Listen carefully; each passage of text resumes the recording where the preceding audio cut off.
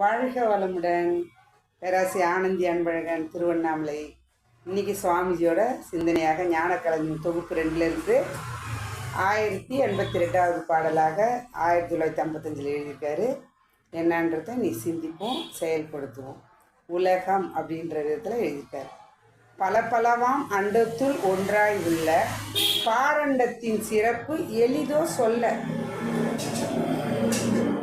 நிலப்பரப்பை நீர்ப்பரப்பை யூகித்தாலும் நெடுங்கடலும் நிலம் நடுவில் அடங்கியுள்ள சில பொருள்களை கண்டாலும் சிந்தனைக்கு சிறிதும் எட்டா ரகசியங்கள் கோடான கோடி விலகி சூழ்ந்தே மிதந்து இந்த பூமி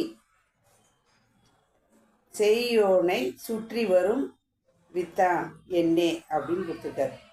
அதாவது பலபலமாம் அண்டத்துள் ஒன்றாய் உள்ள பலபலமாம் இந்த உலகத்தில் நாம் பார்க்குறோம். பிரபஞ்சத்தில் மேலே பார்க்குறோம் வானத்தில் பல அண்டங்கள் அப்படின்னாவே ஒரு தொகுப்பு.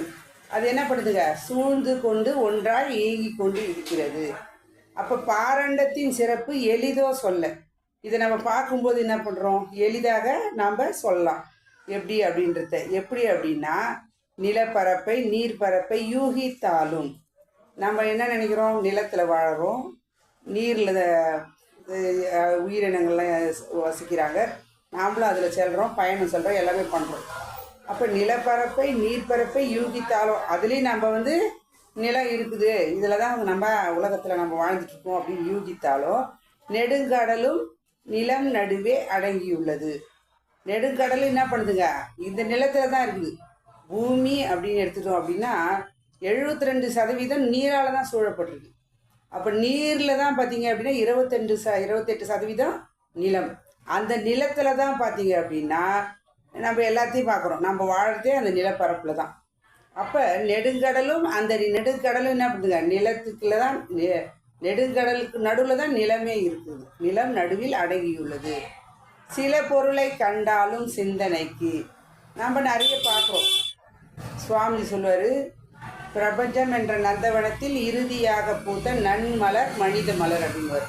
அப்போ நம்ம பிறந்து வந்த நம்ம பொருள்களை நம்ம எல்லாமே இரையாற்றல் படைச்சிட்டு தான் நம்ம இறுதியாக படைத்து இந்த உலகத்துக்கு அனுப்பிச்சு நமக்கு தேவையானவற்றை எல்லாவற்றையும் வைத்து விட்டு தான் நம்மை உலகத்துக்கு இறைவன் படைத்தான். அப்போ எவ்வளோ ஒரு சின்ன ஒரு பொருள் செய்கிறோம், ஏதோ ஒன்று செய்கிறோம், ஒரு சமையல் ஆகட்டும், இல்லை ஒரு ஏதோ ப்ரிப்பேர் பண்ணுறோம், இல்லை ஒரு சப்ஜெக்ட் ஆகட்டும், இல்லை ஒரு ஆஃபீஸில் ஒர்க் ஆகட்டும், ஏதாவது ஒரு சின்ன தவறு செஞ்சிடுறோம். ஆனால் நம்ம என்ன பண்ணுறோம், அடுத்த தடவை திருத்தோம். ஆனால் அது அடுத்த தடவை இன்னொரு திருத்தம் கொடுத்துட்டே தான் வரும். ஆனால் பாருங்கள், இரையாற்றல் எல்லாமே அழகாக படைச்சி வைத்துட்டு தான் நம்மளை உலகத்தில் அனுப்பி வைத்திருக்கிறது. சிந்தனைக்கு சிறிதும் எட்டா ரகசியங்கள் கோடான கோடி. இதுதான் சுவாமி சொல்கிறாரு பாருங்க. இது பாருங்க, நம்ம சொன்ன மாதிரி இப்படி உணவு எடுத்துன்னு போகும்போது மூக்கை அருகிலே வச்சுருக்குறோம் இறைவன். வேணாம்ப்பா சாப்பிடாத, இது கெட்டு போச்சு, வாயில் வச்சப்பறம் தான் தெரிய போகுது. ஆனால் அதுக்கு முன்னாடி சொல்லிடுது இல்லை, எங்கேருந்தோ வருது டஸ்ட்டு, கண் என்ன பண்ணுதுங்க, டக்குன்னு மூடுது. ஆர்டரை போடுறோம், ஒரு தடவை சளி பிடிச்சாவே நம்மளால் மூச்சு விட முடியல. எவ்வளோ ரகசியம், இந்த உடலே ஒரு ரகசியம்தான். இந்த உடலே ரகசிய பொக்கிஷங்கள் அடங்கியிருக்குது. ஒவ்வொன்றும் ஆழ்ந்து ஒரு சின்ன ஒரு எக்ஸாம்பிள் பார்த்தீங்க அப்படின்னா, சிறுநீர் மலம் கழிக்கிறது கூட எவ்வளோ பெரிய விஷயம் தெரியல, எவ்வளோ பேர் துன்பத்துக்கு ஆளாகிறாங்க.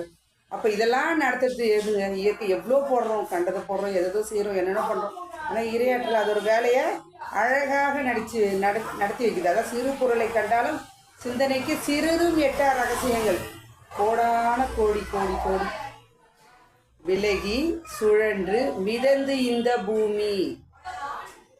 ஆனால் பூமி என்ன பண்ணுதுங்க, எல்லாத்தையும் தன்னகத்தில் வச்சுக்கிட்டு அழகாக வெளியே போயிட்டு வரோம். நம்ம கையில் திங்ஸ் இருந்தால் அப்பாடான்னு கீழே வச்சிடறோம். ஆனால் இறை சக்தி என்ன பண்ணுதுங்க, அழகாக எல்லாத்தையும் சேர்த்து பிடிச்சி இயங்கி கொண்டிருக்கிறது. செய்யோனை சுற்றி வரும் விதத்தான் என்னே. இதெல்லாம் செய்யறது யாருங்க, யார் பண்ணுறது, இறையாற்று.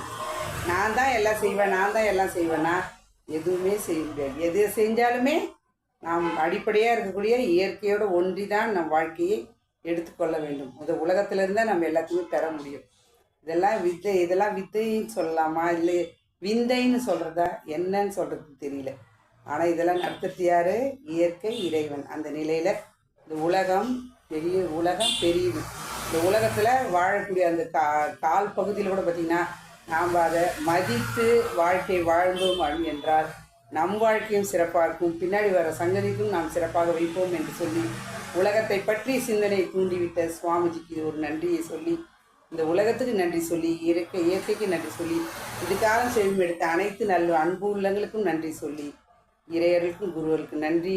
மீண்டும் அடுத்த ஒரு சிந்தனையோடு சிந்திப்போம். வாழ்க வளமுடன்.